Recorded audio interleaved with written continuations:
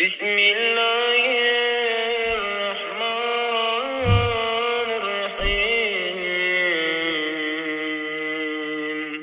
اللهم إني أسألك فيما يرضيك،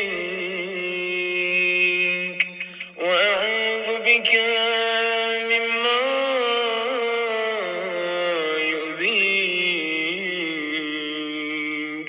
وأسألك التوفيق فيه لأن أطيعك ولا أعصيك، يا جواد السائلين، برحمتك يا أرحم